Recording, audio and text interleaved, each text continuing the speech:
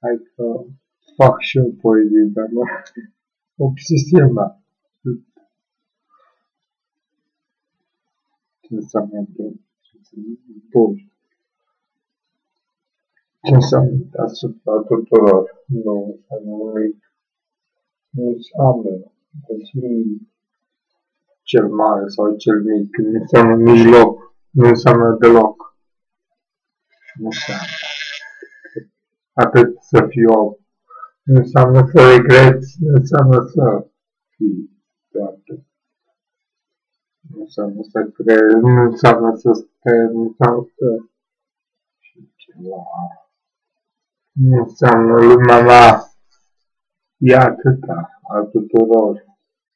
Nu înseamnă ceva de atât. Cumva. Tu știi, dacă aș uita, tu, draga mea, te-am pierdut, dar te am în inima mea. Nu înseamnă de atât. Cumva, poezia mea, deși un loc, nu știu, atât. Cumva, să fii atât, tu știi. Nu înseamnă. Tu știi. Tu îmi spui. Nu înseamnă. Să fiu atât cât să viu într-un punct să ajung. Să găsesc explicare într-o constatare, într-un fel, oricare. De ce oare?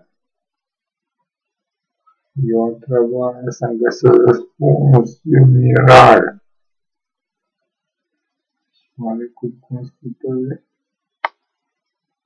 Ce știu, să fiu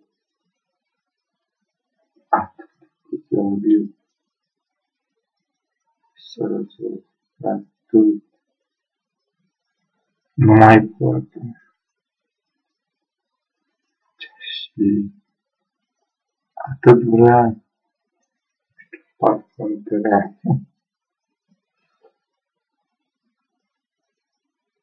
Că nu mai fac filosofie. Inima mea nu știe. Eu, ca și oricum, nu știu. Nu ceva.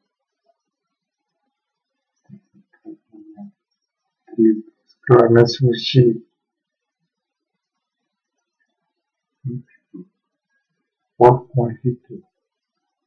Oricum ai fi tu.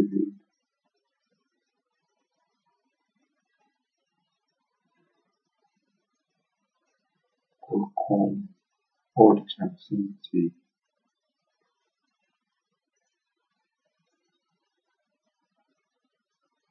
Orice eu sunt.